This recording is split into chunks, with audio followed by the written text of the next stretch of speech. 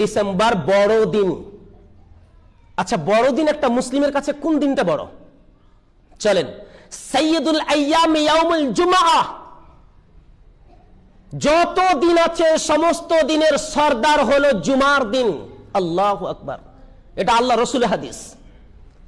সব থেকে বড় দিন হলো জুমার দিন। কেন? ফিহে খুলিকা আদম, এই দিনে আল্লাহ পাক রব্বুল আলামিন আদম আলাইহিস সালামকে সৃষ্টি করেছেন। ওয়া ফিহে উদখিলাল জান্নাহ, এই দিনটাতে, জুমার দিনটাতে আল্লাহ পাক রব্বুল আলামিন হযরত আদম আলাইহিস সালামকে প্রবেশ করিয়েছেন।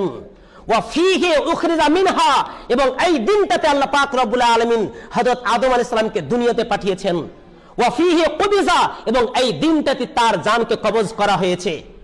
আর আল্লাহ রাসূল এটাও বলছেন, লা তাকুমুস সাআত ইল্লা ইয়াউমুল জুমআহ, জুমার দিন ছাড়া কিয়ামত হবে না।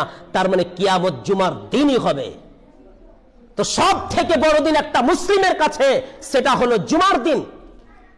আপনি কেন 25শে ডিসেম্বর পালন করবেন? না না না না, এটা মুসলিমের তো কাজ না। ওই যে আল্লাহ রাসূল বলেছে না, মান তাসাব্বাহা বিকওমিন ফাহুয়া মিনহুম, যেই ব্যক্তি যেই ধর্মের অনুসরণ করবে সে তাদের অন্তর্ভুক্ত হয়ে যাবে। আপনি যদি খ্রিস্টানদের সমস্ত রকম নিয়ম পদ্ধতিগুলো যদি মেনে চলেন, তাদেরকে ফলো করেন, তাদের অনুসরণ করেন, কিয়ামতের দিন আপনাকে আফসোস করতে হবে।